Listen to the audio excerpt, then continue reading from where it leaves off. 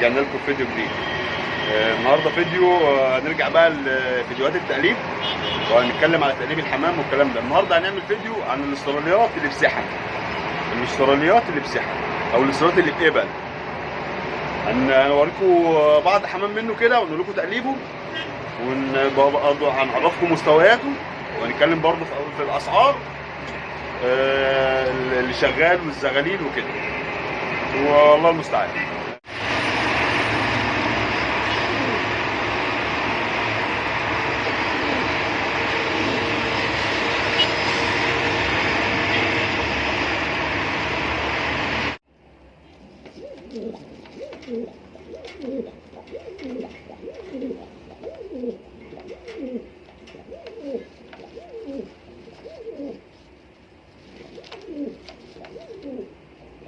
هنبدأ كده بسم الله.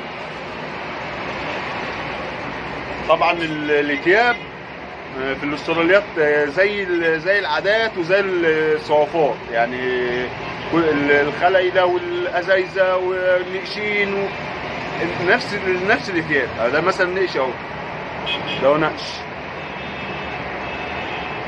السطور بتاعه اهو، مش عارف كده باين ولا ايه، نقش اهو ماشي اهو، بعينين بيض اهو ماشي. ده مستوى تاني اهو منه من الاستراليات برضه.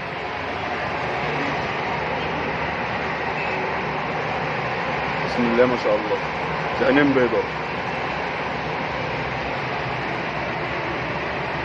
ده التوب ده برقبة صفرة بحبيكتين، برقبة صفرة بحبيكتين. شايف الحبيكة دي؟ شايف الحبيكة دي؟ ده ما ينفعش اقول عليه سبربيري او اقول عليه الديري، اقول عليه برقبة صفرة بحبيكتين.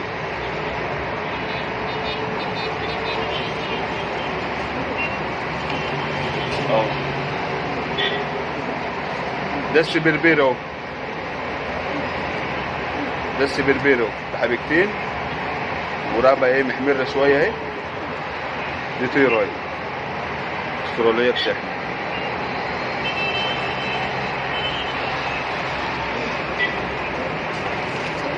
دي نقشة تانية اهي برضو،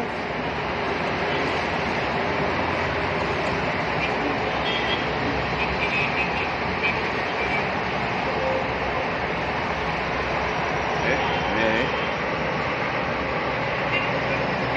الشكاح اللي في عظمها ده، الشكاح اللي في عظمها ده دليل ان فيها حمام ازرق، فيها ازايزه، فيها خلايله، هي نقشه يعني.